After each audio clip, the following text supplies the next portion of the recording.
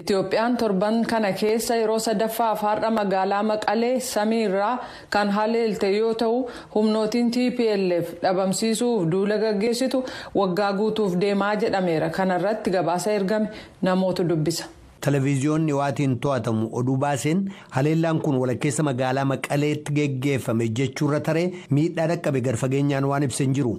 Mootummaan Itiyoophiyaa akka jirutti haleellaan kun gamoo humnootiin Tigraay meeshaalee waraanaa keessatti suphanitti xiyyeeffate. TPLF rasaasotaaf meeshaalee gurguddaa lafa amantii keessa kaa'uudhaan uummata dahannaa godhachuun beekama jedhan dubbiimaan mootummaa Itiyoophiyaa Laggasee Tulluu. Namoonni ijaan argan lamaaf maddeen gargaarsa dhala namaa kanneen Maqalee keessa jiran akka jedhanitti haleellaan kun warshaa Masfin Injiinaring jedhamu guddicha kan mootummaan TPLF'n gargaara jedhee amanutti xiyyeeffate. Haleellaan kun kan bakka sanarraa kiiloomeetira tokko fagaatee argamu foddaalee hospitaala waliigalaa kan Maqalee keessaa harcaase manneen naannoo sanaa barbadeesse jechuun kanneen ijaan argan keessaa dooktorri yeroo sana hospitaalicha keessa ture ibsee jira. Namoota madaa'an 5 simannee jirraa 4 isaanii hojjettoota warshichaati 5ffaan dubartii warshaa sana cina jiraattu manni ishee haleellaa sanaan barbadaa'ee jira jedhan dooktorri kun.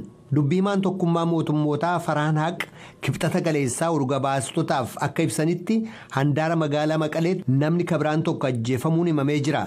Haleellaa marsaa lammaffaa geggeeffame kanaan namoonni 9 madaa'u manneen hedduuf hoteelli achi cinaatti argamu barbadeessamuu ibsan. Hojjettoonni tokkummaa mootummootaa walitti bu'iinsi kun ammaachuun kan isaan rifaasise ta'u qaamonni dhimma kana keessa harka qaban marti seera gargaarsa dhala namaa kan addunyaa kabajuudhaaf dirqama irra jiru akka bahan akkasumas dhaabbatootaaf caasaalee sivilootaaf eegumsa akka godhan hubachiisanii jiru jedhan Haq. Hojjettoota tokkummaa mootummootaa 7 kan Itiyoophiyaan duraan biyya ishee keessaa baafte ilaalchisee gama mootummaa Itiyoophiyaatiin ragaan dhiyaate akka hin jirrellee dubbatan. Gama biraatiin dubbiimaan Waat Getaachoo Raddaa fuula Tiwiitarii isaanii irratti barreeffama baasaniin muummichi ministeeraa Abiy Ahmed walitti bu'iinsa kanatti xumura gochuun fedhan jechuun himatan.